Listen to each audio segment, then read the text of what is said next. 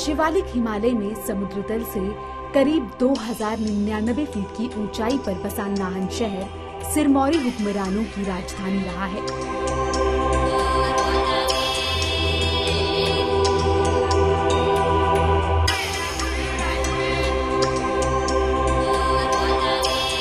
यूं तो ऐतिहासिक शहर नाहन में ऐतिहासिक स्थलों की कमी नहीं है, लेकिन ऐतिहासिक चौगान के बिना नाहन का जिक्र बिना मीठे की खीर जैसा है।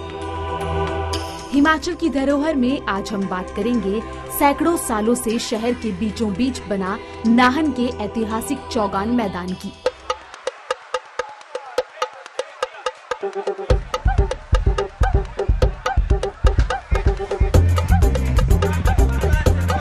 बदलते वक्त के साथ चौगान का स्वरूप भले ही बदल गया हो, लेकिन चौगान के सीने में ऐसी बहुत सी घटनाएं कैद हैं जो इसकी ऐतिहासिकता को बयां करती हैं। आज के दौर में इन घटनाओं से बहुत से शहरी व खासकर युवा पीढ़ी अभी भी इस चौगान की ऐतिहासिकता से अनजान है।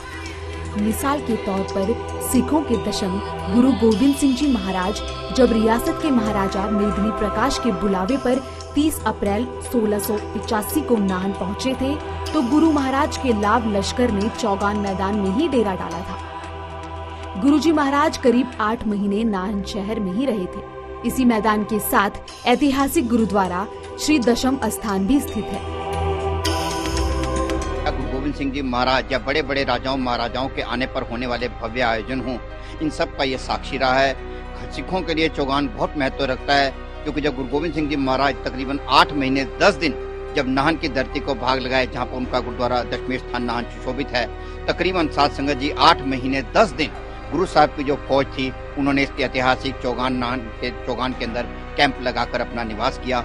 और भी जितनी भी ऐतिहासिक घटनाएं हैं, चाहे वो हमारे आजादी के आंदोलन का समा रहा हो, चाहे वो पजोता कांड या और भी कोई भी हमारी घटनाएं हुई, शायद ही कोई ऐसी घटना होगी जो इस नाहन के चौगान से अछूती रही हो।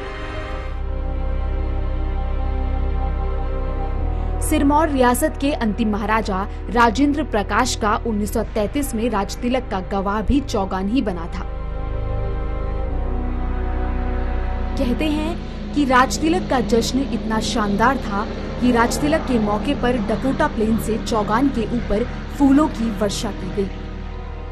इसी चौगान मैदान में राजा अपने अपने भारी भरकम हाथियों को लेकर जंग का आयोजन किया करते थे। पोलो और क्रिकेट के शौकीन रॉयल फैमिली के सदस्यों के मैच भी इसी चौगान मैदान में आयोजित किए जाते थे। जो चौगान मैदान है, इसका चौगान का नाम पोलो से पड़ा, जिसको अंग्रेजी में घोड़ों का जो खेल होता है पोलो, और उसको पर्शियन में और उर्दू में उसको चौगान बोलते हैं। राज्य उत्सव होते थे या परेड होती थी या कोई और उत्सव होते थे, उसके लिए रखा गया था। जो भी महत्वपूर्ण इसमें गैदरिंग होती थी और लोग इकट्ठे होते थे, तो इसे मनाया जाता था। और ख़ास करके जब ये फौजें वगैरह एकत्रित होती थी, इससे पहले ये जो आपका कैंटोनमेंट एरिया है, जिसको शमशेरपुर कैंट कहते हैं, वो महाराजा शमशेर प्रकाश के समय में बना। पर उससे पहले जो फौजी वगैरह इकट्ठे होते थे और एक्सरसाइज वगैरह करते थे, वो इसी चौगान मैदान में करते थे। इसके साथ ही एक साइड अस्तबल थे, जहाँ की घोड़े वगैरह भी रखे जाते थे, उनको भी इसमें उनकी जो ट्रेनिंग वगैरह दी जाती थी और उनको एक्सरसाइज वगैरह यहाँ कराई जाती थी।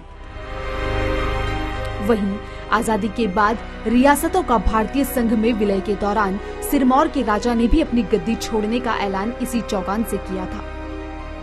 यह महाराजा के भाग्य की विडंबना ही थी कि जिस चौगान में 1933 में उनका राज्याभिषेक हुआ, उसी चौगान में महाराजा को 1947 में गद्दी भी छोड़नी पड़ी। ये नाहन का मुख्य प्लेस है।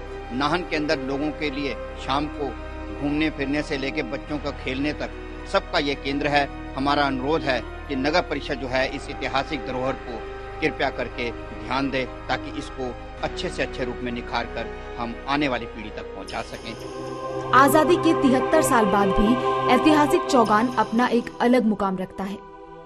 सभी राष्ट्रीय पर्वों का आयोजन यहाँ होता है। कितने ही राष्ट्रीय और अंतर्राष्ट्रीय खिलाड़ी इसी चौगान मैदान में दिए हैं।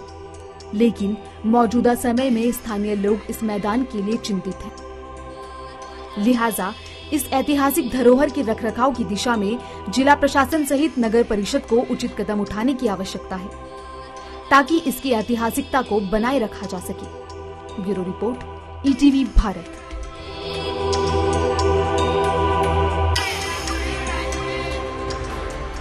चौबीसों घंटे लगातार खबरें देखने के लिए डाउनलोड करें ETV भारत ऐप।